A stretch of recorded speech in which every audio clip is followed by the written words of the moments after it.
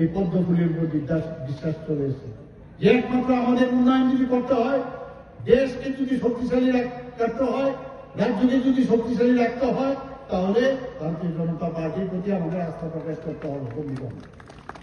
মাননীয় প্রধানমন্ত্রী কি বলছেন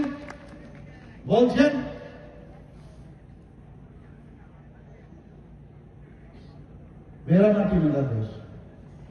আমি যে পায়ে মাটিতে আপনি পা রেখেছেন, কোনদিন ভেবেছেন যে মাটির প্রতি যে শ্রদ্ধা মাননীয় প্রধানমন্ত্রীজি সেই কথাটা বলছেন। উনি কি বলছেন? হর ঘর তিরঙ্গা।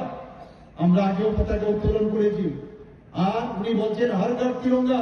15ই আগস্টে আমরা যেভাবে সবাই আজকে এই হর ঘর তিরঙ্গা আমরা ঘরে ঘরে লাগিয়েছি, তাতে করে যে দেশভক্তির যে ভাবনা সেটা চলে এসছে, যে আমরা মানুষের যারা আমাদের জন্য, দেশের স্বাধীনতার জন্য যারা প্রাণ বলিদান হয়েছেন তাদেরকে সম্মান করা।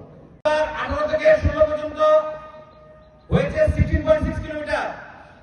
আর এই 3 বছরে মাতাবাড়ি বিধানসভার মধ্যে ব্ল্যাকটপ অলরেডি হয়ে গেছে 102 কিলোমিটার। টেন্ডার হয়ে কাজ শুরু হবে আরো 30 কিলোমিটার 3 বছরে।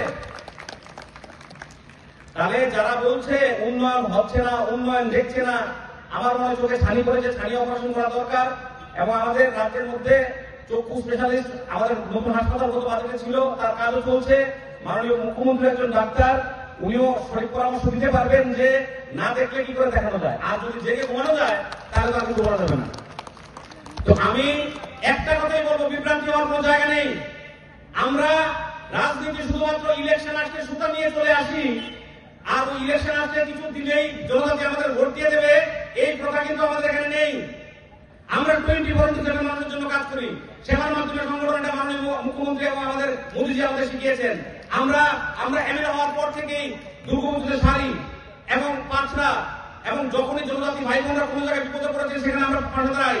আমাদের এই বিধানসভা না, এই জেলাতে বলতে পারবে না ভারতীয় জনতা পার্টির কোনো কর্মী কোনো জায়গায় কোনোভাবে অসুবিধাগ্রস্ত হয়ে ভারতীয় জনতা পার্টির কাছে এসছে, সেখান থেকে কোনো হেল্প পাইনি। আমি দায়িত্ব নিয়ে এখান থেকে বোঝাচ্ছি।